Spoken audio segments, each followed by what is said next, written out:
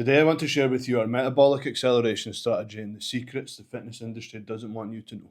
One of the things I realised with a military background, working at sea and doing sports at a high level, the people who had great physiques, they all found ways to try and eat as much as possible. The people who were obese or who were overweight spent half of the year starving themselves and doing yo-yo diets which never seemed to work. That led me to think, what is going on here? How can I learn from this and how can I implement a strategy that makes the people who are obese or who have weight or fat loss problems adapt the same techniques that athletes, soldiers, and people who work in extreme conditions adapt to ensure they look good all year round? So this led me to analyse people. This made me look at the two different scenarios. What would I want to do? My whole life I had always eaten as much as I can, and I'd always found ways beyond that to eat more and more to fuel my activities, to ensure I was building muscle, ensure I was keeping my metabolic rate high. At a young age I didn't understand that this happened naturally due to the amount of activity I was doing and my body craving the extra food, the extra calories. I also looked at my father, who was a professional football player and a Royal Marine Commando.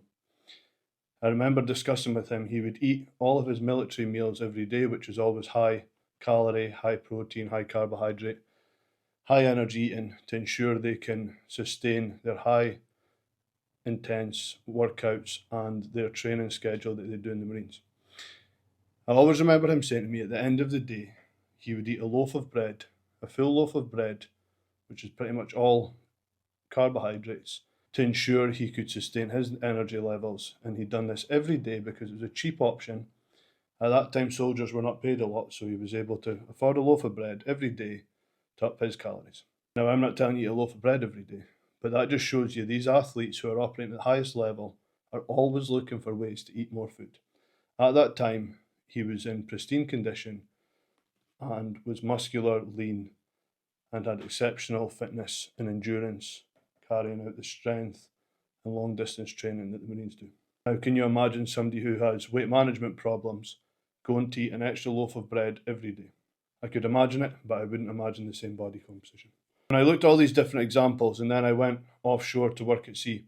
I worked at sea 19 years now in some of the harshest conditions, with limited availability for food, limited resources, limited equipment, limited gym availability, limited hours, and working sometimes 15 hours a day when you're tired and don't want to go to the gym at night time because you've been working all day.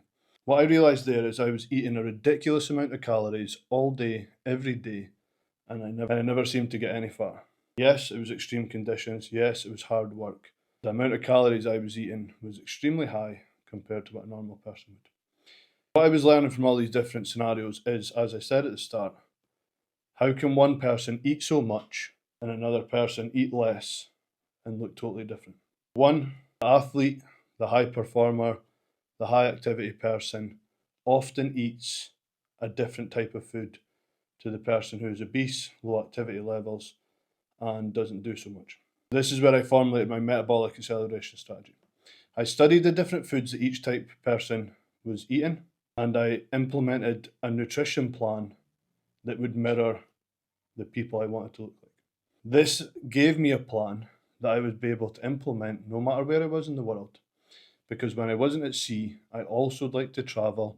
I liked to do things like hobbies. I would go up the mountains. I was always in places that it was difficult to have my 6, 7, 8 meals a day. I had to make sure the plan I implemented is something that would work no matter where I was. I also noticed that in these conditions, it is not possible to train 6 or 7 times a week and recover. I had to go back to the military and look at how they trained. I looked at how people trained who had good physiques offshore. I took advice from guys that had worked in these conditions 30, 40 years who were power lifters, bodybuilders, and they were able to sustain this phenomenal physique all year round in these conditions, which would seem almost impossible. In these conditions, people with excuses would never have good physiques. If you compare this to people who are working in normal conditions, who have excuse after excuse, it is really hard to believe that they can't be successful when everything is on a plate for them. This allowed me to formulate a workout plan and a nutrition plan that no matter where I was in the world, I could implement it and maintain or consistently build my physique, my strength, and was always able to be fit and healthy and look good all year round. That is where the metabolic acceleration strategy and my metabolic blueprint came from.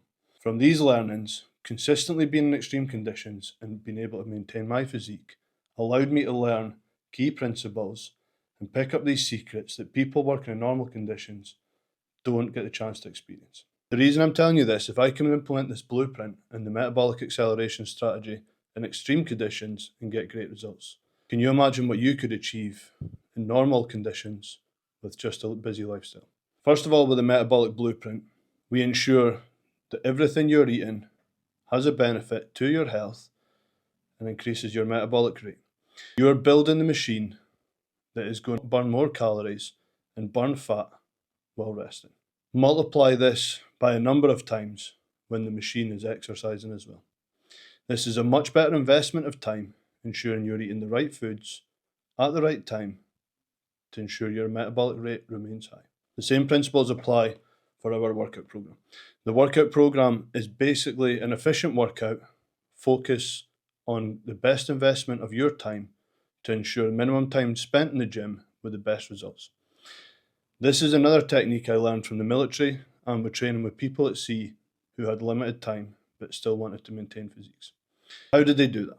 They would train 2 to 3 times a week. They would maximize the use of compound exercises and focus on the big movers each day, ensuring they're rotated to make sure every part of their body is worked and worked with the right amount of volume that will allow growth. On top of that, these workouts were intense, but for 30 minutes, they are very easy to follow. Just learning from these people isn't enough. For me, there needs to be something that proves this is the right way to go. Following on from my experience spending time in the military and working with these people at sea who decade after decade were able to maintain exceptional physiques.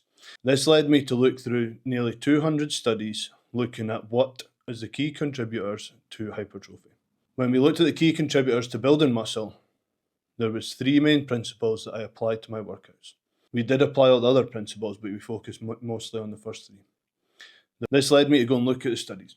I reviewed over 200 studies to ensure that my principles were backed by science and I could reference the studies to anything I was showing to people. This gave me even greater confidence in what I was teaching people is 100% legitimate. Although I'd followed these principles for many years, looking at the studies gave me even more confidence that what I was doing, what I was teaching other people with great results, was the right thing to do. The 3 main principles that I focused on from the studies was number 1 to 4, and what they said was the biggest impact on hypertrophy. That was adequate volume, ensuring adequate intensity, ensuring frequency was used as a tool to get more volume that was recoverable across the week, and exercise selection. With M4 being the top of the list in every one of the studies, the main point that we also focused on was recovery. Every one of these points focused on the point that recovery was key to every one of these being successful. Too much of each one of them was unrecoverable, which meant hypertrophy would not be optimized.